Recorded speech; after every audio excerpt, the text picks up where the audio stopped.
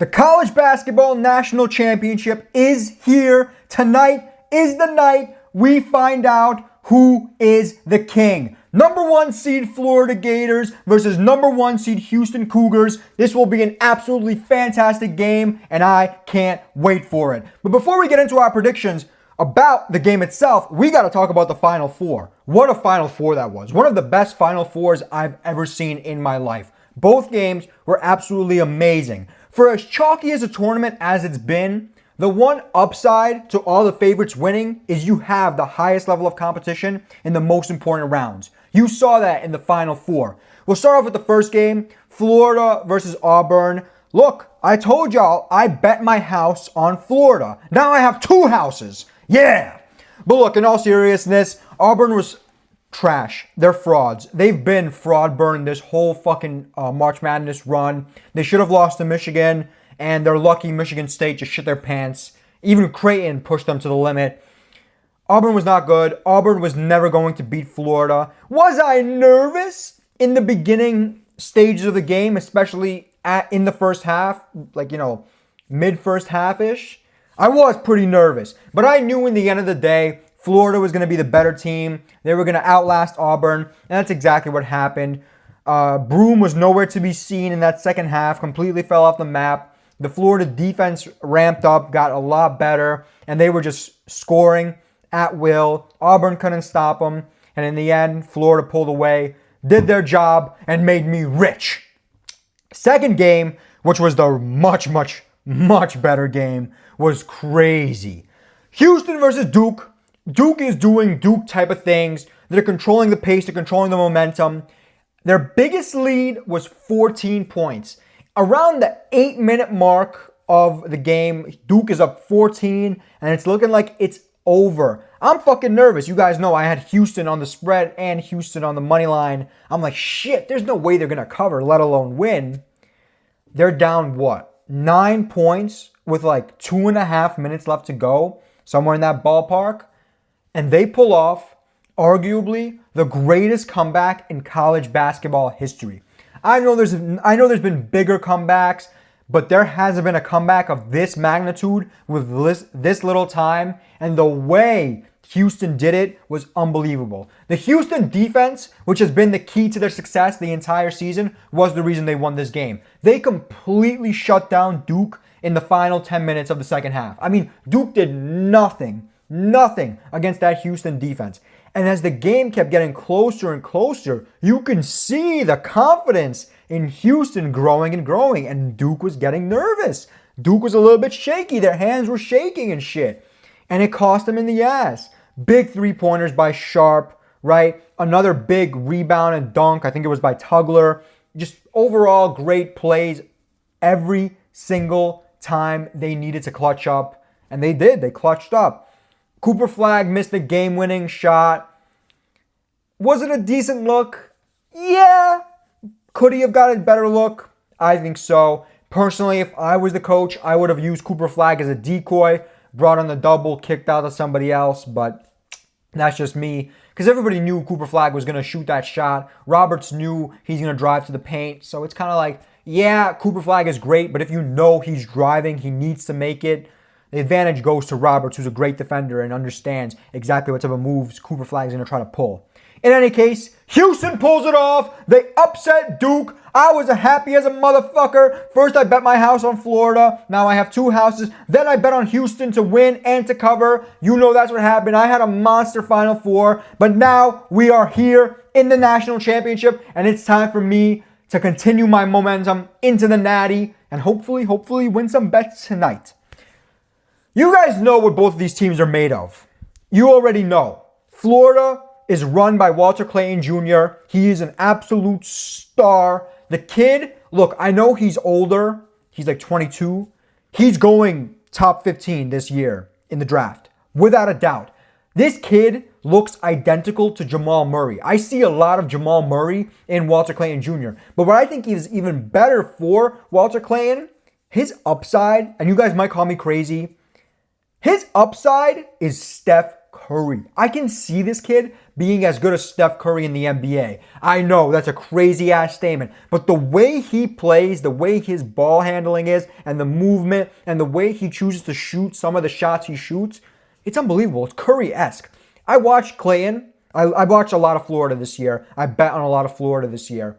And this dude, half the time, chucks up a three. I'm sitting there like, oh, you stupid motherfucker. Why are you shooting a shot like this? That's not what you needed right there. And it goes in. I'm like, shit, it's that Curry shot, where Curry just throws up a moon ball and the shit goes in. And it's like, damn, like Curry at least you expected by now. It's been 10 years of this shit. But Clayton, he's up and coming. Besides Clayton, Will Richard, the Elijah Martin, Condon, Han Lockton, Thomas Haw, the other big men, they got a stacked roster. But Houston also has a stacked roster. LJ Cryer is the certified leader. Juwan Roberts, who's like goddamn so old, but he's a star. Sharp has been playing great basketball. Tugler has his moments, but he's pretty fucking good. This team in general is so talented. They are so talented. Uzan as well, I forgot to mention. And most importantly, they play such strong defense and rebound the ball so efficiently that could be their key to the game. In terms of coaching, it's a big discrepancy in coaching, right? You have somebody like Todd Golden, who's a great coach, but very young. And then you have someone like Kelvin Sampson, who's accomplished literally everything in college basketball except winning the national championship. The man is a fantastic coach. He's completely revitalized this Houston program, and it's all due to him. He is going to have a significant coaching experience advantage over Golden. But will it matter? I don't know how much it will. It's not like Sampson has coached a national championship with Houston before. This is the first natty Houston has reached. The farthest they've gone before was the Baylor game. Where was it? Final Four in 2021, some shit like that. So it's tough.